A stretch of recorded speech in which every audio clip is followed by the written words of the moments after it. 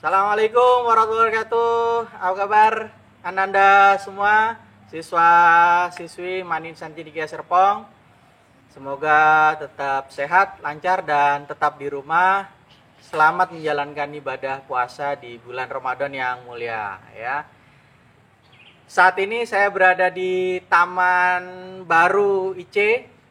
Mungkin kalian baru ngeliat atau mungkin udah ada beberapa yang kalian lihat postingannya, beberapa guru atau karyawan di media sosial. Nah, ini saya ingin buat video langsung di taman dari Angkatan Aksatria, Angkatan 23 ya. Terima kasih Aksatria, tamannya bagus, keren ya. Oke, baik Ananda semua, di video kali ini saya ingin mereview untuk materi persiapan untuk PAS ya, penilaian akhir semester nanti ya. Jadi saya ingin review materi dari semester genap awal sampai terakhir ya. Nanti mohon disimak baik-baik review materi dari saya karena itu yang akan jadi bahan untuk materi PAS nanti. Oke, tetap semangat walaupun belajar dari jarak jauh. Semoga video ini mengobati kerinduan kalian ke Masjid Ulil Albab. Biasanya Ramadan gini penuh nih yang tilawah, tidur-tiduran juga ya. Ya, semoga masa pandemi ini segera berakhir dan kita semua bisa kembali beraktivitas di kampus kita tercinta ini, Maninsan Cendekia Serpong. Terus berdoa di Ramadan yang berkah ini, semoga Allah mengabulkan doa-doa kita semua agar pandemi ini selesai di Indonesia dan di seluruh dunia dan semua aktivitas kembali normal kembali ya. Baik Anda semua, kita review materi kita dari semester genap awal, yaitu tentang materi konflik. Aparat menunjukkan satu persatu para pelaku tawuran yang kerap meresahkan warga Tangerang Selatan, Provinsi Banten. Seolah tidak cukup keresahan warga akibat merebaknya wabah virus corona, para pemuda tanggung ini masih juga melakukan perkelahian massal di tengah permukiman.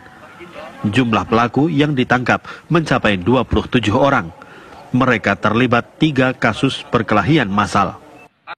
Ya, kita awali dari pengertian ya. Saya dalam pembahasan ini hanya sekilas-sekilas saja karena materi ini juga sudah saya sampaikan sebelumnya di kelas dan sudah diujikan dalam UH. Ini hanya untuk review, mengingat, merefresh ingatan kalian tentang materi di semester genap ini ya.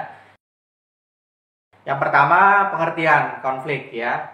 Jadi pengertian konflik secara bahasa itu configure ya, artinya saling memukul ya. Atau secara sosiologis, konflik itu adalah proses sosial antara dua orang atau lebih yang berusaha menyingkirkan pihak lain dengan cara menghancurkan atau membuatnya tidak berdaya. Nah, itu pengertian secara sosiologis. Jadi dua orang atau lebih yang saling ingin menyingkirkan dan tujuannya untuk membuat tidak berdaya atau menghancurkan. Itu konflik. Nah, konflik ini bagian dari proses pola sosialisasi disosiatif, saling menjauh ya, saling merenggang.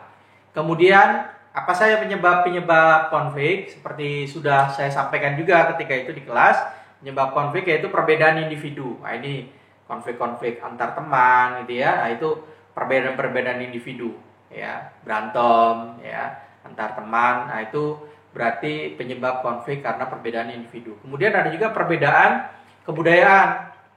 Nah, ini juga sama, perbedaan kebudayaan itu bisa juga menyebabkan konflik. Ya, satu budaya dengan satu budaya yang lain, di Indonesia kan beragam budaya.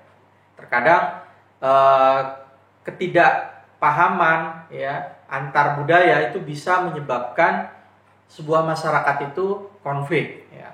Di masyarakat A suatu perkataan dianggap sopan-sopan saja dan biasa, tapi di masyarakat B berkata demikian itu merupakan suatu hal yang kasar atau tidak sopan. Nah, ketika dua masyarakat ini bertemu dan akhirnya saling salah paham, nah itu juga menyebabkan konflik. Nah, itu konflik karena perbedaan kebudayaan. Kemudian juga Yang berikutnya penyebab konflik itu perbedaan kepentingan. Itu juga menyebabkan konflik.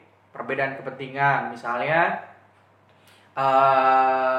PKL ya dengan pemerintah. Saat ini misalnya kayak lagi penerapan PSBB ya, pembatasan sosial berskala besar. Ini kan banyak usaha-usaha yang dilarang dan dihimbau untuk ditutup oleh aparat keamanan, Satpol PP, polisi atau tentara gitu ya. Nah, tapi mereka tetap ada sebagian yang tetap ingin jualan gitu ya. Nah, ini kan perbedaan kepentingan. Satu, PKL ingin tetap hidup, tetap mencari nafkah, tetap usaha di masa pandemi yang susah ini, tapi juga aparat juga punya kepentingan yang lain untuk menertibkan supaya tidak ada kerumunan orang di suatu tempat karena itu juga membahayakan. Nah, ini perbedaan kepentingan ini kadang juga menyebabkan konflik. Berikutnya yaitu perubahan sosial. Nah, ini penyebab konflik berikutnya perubahan sosial. Misalnya yang saya contohkan juga di kelas, bagaimana perubahan dari ojek pangkalan opang menjadi ojol. Nah, itu kan awalnya juga konflik ya. Awal antara opang dan ojol itu kan konflik.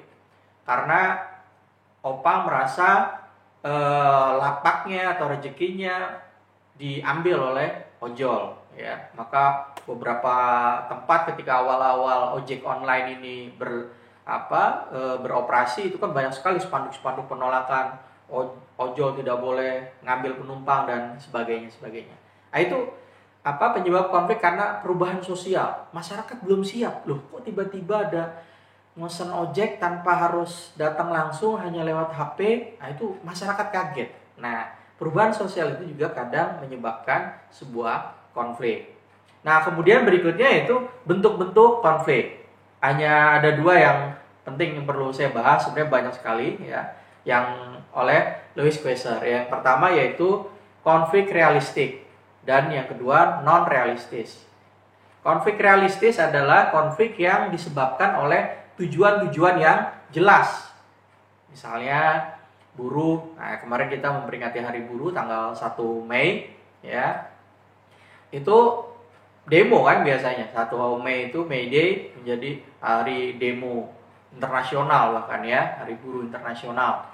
Ya, demo, ya pertentangan itu. Nah, itu konflik realistik yang buruh ingin gaji penghasilannya selalu tinggi gitu ya. Kemudian pengusaha juga ingin labanya tinggi dan mengurangi daripada gaji atau penghasilan buruh.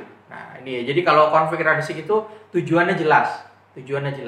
Nah, kemudian ada juga konflik non realistis. Non realistis ini adalah konflik yang disebabkan karena tujuan-tujuan yang tidak jelas, dendam, kebencian, gitu ya. Nah, misalnya di masyarakat kita orang karena naik jabatan kemudian dia nggak suka, gitu ya, konflik lewat ilmu-ilmu hitam, santet dan segala macam. Nah, itu namanya konflik non realistis, ya. Didasarkan karena suatu hal yang tidak jelas tujuannya, gitu ya. Berikutnya dampak sebuah konflik ya. Jadi yang pertama dampak positif. Nah, dampak positif dari sebuah konflik itu yang pertama memperjelas aspek-aspek kehidupan. Maksudnya apa? Artinya ketika konflik itu kan biasanya orang menuntut ke sesuatu yang tidak jelas. Apa nih ya? Nah, maka dituntut itu kemudian ada pihak yang menjelaskan. Nah, hasil dari penjelasan itulah yang memperjelas sebuah masalah atau sebuah aspek-aspek kehidupan. Jadi konflik itu ujung akhirnya secara positif itu memperjelas ya suatu hal. Kemudian yang kedua, dampak positif konflik ada penyesuaian norma-norma. Nah, tadi ada norma-norma baru yang berkembang di masyarakat sehingga butuh penyesuaian. Nah, biasanya diawali dengan konflik seperti tadi yang saya bilang tentang ojol dan opang. Ada norma-norma baru, ada aturan-aturan baru yang akhirnya menyesuaikan. Oke, sekarang kan makanya ojol dan opang sudah berdamai. Mereka membuat konsensus bareng, misalnya di beberapa stasiun, beberapa terminal. Misalnya ojol boleh ngambil penumpang tapi tidak boleh dekat banget dengan stasiun. Kalau yang persis depan stasiun itu bagian ojek pangkalan. Nah, itu bagian dari penyesuaian norma-norma. Kemudian yang ketiga, dampak positif konflik itu meningkatkan soliditas kelompok di dalam ya. Jadi secara in group konflik itu menyebabkan soliditas kelompok tersebut. Ketika orang konflik, ya, ketika sebuah kelompok konflik dengan kelompok lain, maka dia akan kuat tuh, ikatan apa, masing-masing kelompoknya akan kuat. Ya, contoh misal, ketika bangsa Indonesia dijajah oleh Belanda, itu soliditas kita sangat kuat, semua bersatu, masyarakat, rakyat, tentara, dan elemen-elemen masyarakat itu bersatu padu. Ya, nah itu konflik meningkatkan soliditas di dalam kelompok tersebut, ya, di kelompok masing-masing yang berkonflik tersebut, ya. Kemudian dampak positif berikutnya adalah mencapai keseimbangan baru, menemukan titik equilibrium, ya. Jadi konflik itu kan tadi ada sesuatu yang tidak sesuai, ada sesuatu yang tidak adil, tidak berimbang, sehingga hasil dari konflik ini diharapkan bisa menyebabkan keseimbangan yang baru. Nah, berikutnya dampak negatif. Tentu konflik sosial pastilah banyak berdampak negatif, apalagi jika konflik itu disertai dengan kekerasan. Yang pertama, retaknya hubungan, otomatis, ya, orang yang berkonflik akan retak hubungannya. Yang kedua, kalau disertai kekerasan maka akan banyak merusak fasilitas, merusak harta benda. Yang ketiga adalah memunculkan sikap-sikap negatif, saling benci, saling dendam. Meskipun konflik itu sudah reda, saling memaafkan, tetap kebencian, ya, dendam biasanya masih tersimpan. Nah, itu yang sulit. Nah, itu juga dampak negatif yang diakibatkan oleh konflik. Berikutnya yaitu dampak negatif ada dominasi kelompok yang menang. Nah, kelompok yang menang ini menjadi dominan karena dia merasa berkuasa, karena dia merasa menang dari konflik tersebut. Nah, ini juga berbahaya. Ini juga bagian dari dampak negatif konflik. Nah, itu review materi kelas 11 tentang konflik sosial. Untuk materi integrasi, ya, kalian bisa lihat video sebelumnya, ya. Nah, itu yang akan menjadi bahasan pas nanti penilaian akhir semester. Anda pelajari dua materi tersebut dengan baik, gitu ya. Baca lagi buku-bukunya, diingat kembali.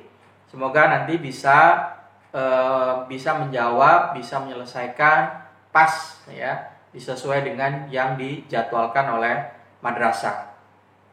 Terima kasih dari saya, sampai bertemu di video-video pembelajaran berikutnya. Assalamualaikum warahmatullahi wabarakatuh.